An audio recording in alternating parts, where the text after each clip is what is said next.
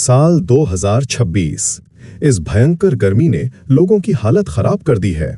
मार्च से लेकर मई के बीच भारत में 300 से ज्यादा हीट स्ट्रोक के मामले सामने आ चुके हैं। सिर्फ आंध्र प्रदेश में ही 325 से ज्यादा लोगों में हीट स्ट्रोक के लक्षण पाए गए। दिल्ली, यूपी और कई राज्यों के अस्पतालों में रोज ऐसे मरीज आ रहे हैं जिन्हें तेज गर्मी, चक्कर, डिहाइड्रेशन और बेहोशी जैसी दिक्कतें हो रही हैं। कहीं तापमान 43 डिग्री पार कर चुका है तो कहीं 47 डिग्री तक पहुंच गया है। लेकिन सोचने वाली बात यह है कि क्या गर्मी सिर्फ बाहर से हमें जलाती है?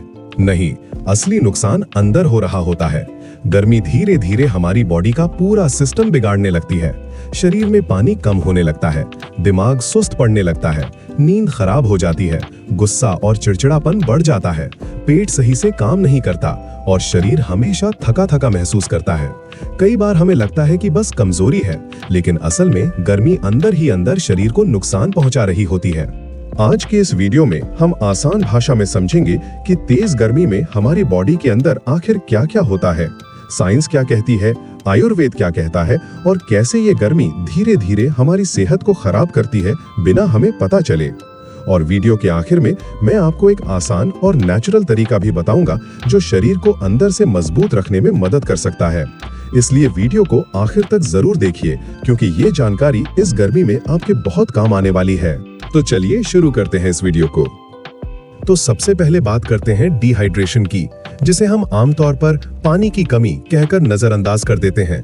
लेकिन दोस्तों, डिहाइड्रेशन का मतलब सिर्फ प्यास लगना नहीं होता।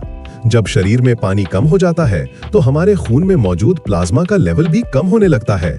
इसकी वजह से खून थोड़ा गाढ़ा होने लगता है। अब इस गाढ़े खून को पूरे शरीर में पहुंचाने के लिए दिल को ज्यादा मेहनत करनी पड़ती है। इससे ब्लड प्रेशर ऊपर नीचे हो सकता है और सबसे जरूरी बात, शरीर में ऑक्सीजन सही तरीके से नहीं पहुंच पाती। यही कारण है कि बिना ज्यादा काम किए भी थकान महसूस होती है। दिमाग तक ऑक्सीजन कम पहुंचती है तो दिमाग भारी भारी लगने लगता है, काम में ध्यान नहीं लगता, छोटी छोटी बातें भूलने लगते हैं और सही फैसला लेना भी मुश्किल लगता है।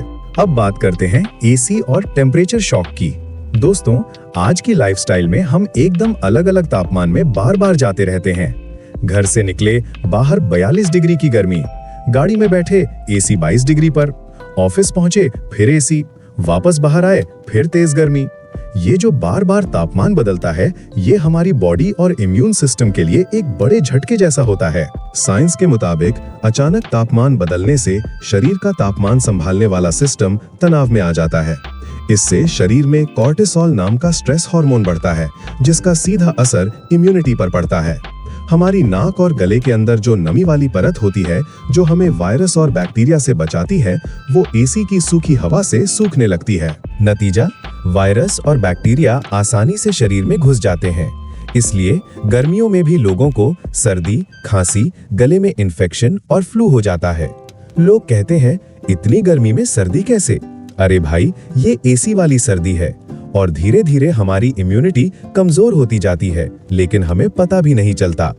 तीसरा साइलेंट नुकसान है नींद खराब होना और उसका पूरा चेन रिएक्शन। गर्मी की रातों में हमारी बॉडी का अंदरूनी तापमान थोड़ा कम होना चाहिए ताकि हमें गहरी और अच्छी नींद आ सके। लेकिन अगर कमरा बहुत गर्म हो या एसी की वजह से बॉडी सही से एडजस्ट न कर पा रही हो तो नींद की क्वालिटी खराब होने लगती है। खराब नींद का सीधा असर हमारे स्ट्रेस हार्मोन यानी कॉर्टिसोल पर पड़ता है। सुबह उठते ही कॉर्टिसोल पहले से ज्यादा होता है और शरीर में एनर्जी कम महसूस होती है।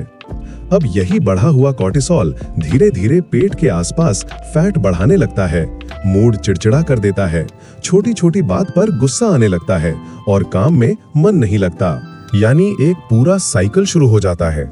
गर्मी, नींद खराब, कॉर्टिसोल बढ़ा, मूड खराब, प्लस पेट की चर्बी, प्लस कम एनर्जी, ज्यादा तनाव, फिर से नींद खराब। हम अक्सर इसे सिर्फ गर्मी की थकान कहकर नजरअंदाज कर देते हैं, लेकिन असल में ये शरीर के अंदर चल रहा एक बड़ा बायोलॉजिकल गड़बड़झाला होता है। और बताता हूँ एक और जरूरी बात, इलेक्ट्रोलाइट इम्बैलेंस। सिर्फ पानी पी लेने से काम नहीं चलता। अगर आप सोडियम, पोटेशियम, मैग्नीशियम जैसे जरूरी मिनरल्स का ध्यान नहीं रखते, पसीने के साथ ये सब शरीर से बाहर निकल जाते हैं। जब इनकी कमी होने लगती है तो मांसपेशियों में दर्द और ऐंठन हो सकती है, कमजोरी महसूस होती है और कभी-कभी दिल की धड़कन भी तेज या अनियमित लगने लगती है। तो साइंस साफ कहती है, गर्मी सिर्फ लू लगने का नाम नहीं है, बल्कि ये हमारी बॉडी के जरूरी सिस्टम्स पर कई तरह से होने वाला हमला है। अब बात करते हैं आयुर्वेद के नजरिए से। आयुर्वेद के अनुसार गर्मी के मौसम में हमारी जठराग्नि यानी पेट की पाचन शक्ति अपने आप धीमी पड़ जाती है। शरीर का सिस्टम बहुत समझदार होता है, वो ऊर्जा बचाने के लिए पाचन को थोड़ा स्लो कर देता है, क्योंकि मेटाबॉलिज्म से शरीर में गर्मी पैदा होती है।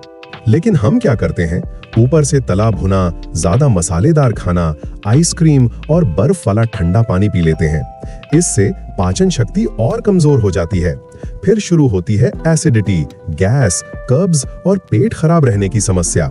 जब पेट सही से साफ नहीं होता तो शरीर में गंदगी और टॉक्सिन्स बढ़ने लगते हैं। फिर आलस, स्किन की दिक्कतें, सिर दर्द जैसी परेशानियां होने लगती हैं। तो करना क्या चाहिए? आयुर्वेद गर्मियों में ऐसा खाना खाने की सलाह देता है जो हल्का हो और शरीर को ठंडक दे। सुबह उठकर 1 गिलास गन्ने का रस या सत्तू का पानी पी सकते हैं। ये शरीर को ठंडक देने के साथ ताकत भी देते हैं। बेल का शरबत पेट के लिए बहुत अच्छा माना जाता है। धनिया और पुदीना की चटनी या उनका पानी भी शरीर को ठंडा रखने और पाचन सुधारने में मदद करता है। अब बात बर्फ वाले पानी की। आयुर्वेद इसे सही नहीं मानता।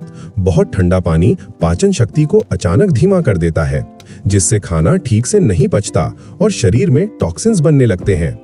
इसकी जगह मटके का पानी ज्यादा अच्छा माना जाता है, क्योंकि वो प्राकृतिक रूप से ठंडा होता है और शरीर को झटका नहीं देता।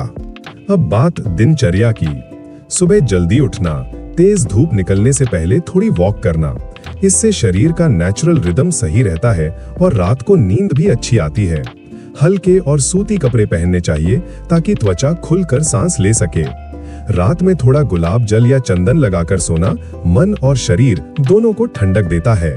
ये कोई नई बात नहीं है, बल्कि सदियों पुराना ज्ञान है, जिसे आज की मॉडर्न साइंस भी धीरे धीरे सही मान रही है। समझने वाली बात यह है कि गर्मी से बचने के लिए सिर्फ एसी काफी नहीं है। शरीर को अंदर से ठंडा रखना ज्यादा जरूरी है, सही खान पान और सही दिनचर्या से। अब एक थोड़ी नाजुक और पर्सनल बात, लेकिन इसे खुलकर समझना जरूरी है। दोस्तों, अभी हमने साइंस और आयुर्वेद दोनों में जो बातें समझी, गर्मी, खराब नींद, बढ़ा हुआ कोर्टिसोल और कमजोर पाचन, इन सब का असर पुरुषों के हार्मोन्स पर भी पड़ता है।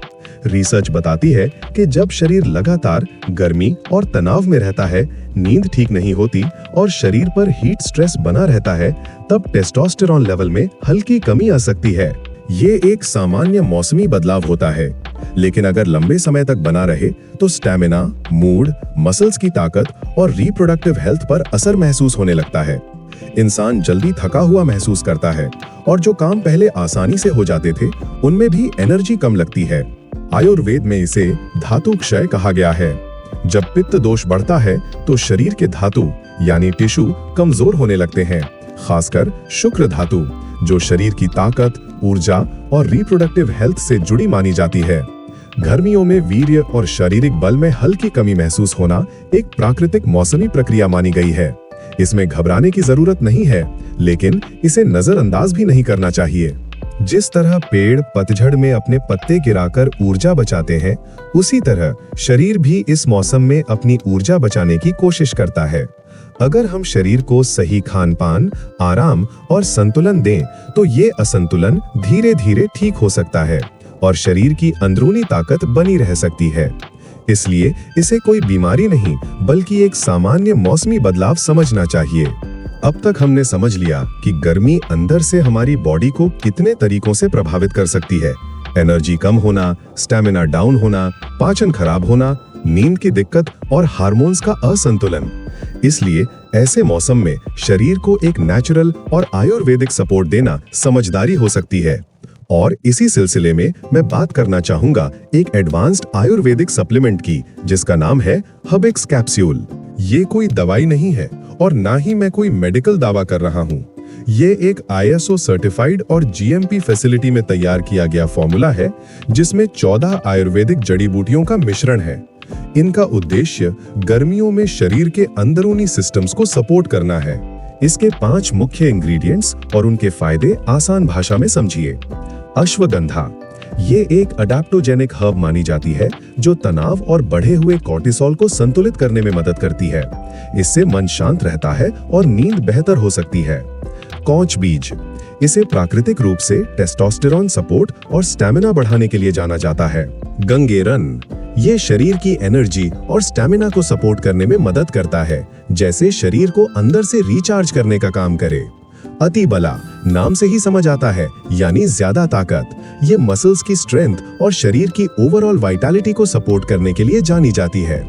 सफेद मूसली, आयुर्वेद में इसे रिप्रोडक्टिव वेलनेस और शुक्र धातु को सपोर्ट करने के लिए महत्वपूर्ण माना गया है। इन 5 मुख्य जड़ी बूटियों के अलावा इसमें 9 और हर्ब्स शामिल हैं जो मिलकर शरीर के नेचुरल बैलेंस को गर्मी और स्ट्रेस के असर से संभालने में मदद करते हैं। हर्बिक्स कैप्सूल को आधुनिक रिसर्च और शुद्ध इंग्रेडिएंट्स के साथ तैयार किया गया है। अगर आपको बार बार गर्मी की वजह से थकान, कमजोरी या स्टैमिना की कमी महसूस होती है, तो इसे एक जेंटल और नेचुरल सपोर्ट की तरह देखा जा सकता है। मैंने इसके इंग्रेडिएंट्स और क्वालिटी स्टैंडर्ड्स देखने के बाद ही इसकी बात की है। अगर आपको लगता है कि आपकी बॉडी को अंदर से सपोर्ट की जरूरत है, तो आप इसके बारे में और जानकारी ले सकते हैं। नीचे डिस्क्रिप्शन में Amazon लिंक और WhatsApp नंबर दिया गया है, वहां से डिटेल्स मिल जाएंगी। और सबसे अच्छी बात, इसके कोई साइड इफेक्ट्स भी नहीं है, तो इसे लेना 100% सेफ है। तो फ्रेंड्स, इस वीडियो का पूरा सार यही है कि गर्मी में सिर्फ लू से नहीं बचना है, बल्कि अपनी अंदर की एनर्जी को भी बचा कर रखना है। साइंस और आयुर्वेद दोनों यही कहते हैं कि मौसम के हिसाब से शरीर को ढालना, उसके संकेतों को समझना और सही खान पान व सही दिनचर्या अपनाना बहुत जरूरी है। ये कुछ मिनट की जानकारी आपकी पूरी गर्मियों की सेहत को बेहतर बना सकती है। अगर वीडियो पसंद आया हो तो लाइक जरूर करें, अपने दोस्तों और परिवार के साथ शेयर करें और कमेंट में जरूर बताएं आपको गर्मियों में सबसे ज्यादा थकान कब और क्यों महसूस होती है। मुझे आपके जवाब पढ़कर अच्छा लगेगा। नीचे डिस्क्रिप्शन में लिंक और WhatsApp डिटेल्स दी गई हैं। वहां जाकर आप हर्बिक्स कैप्सूल के बारे में पूरी जानकारी पढ़ सकते हैं। अपनी ताकत बनाए रखिए, शरीर को अंदर से ठंडा रखिए। मिलते हैं अगली वीडियो में, तब तक अपना ख्याल रखिए।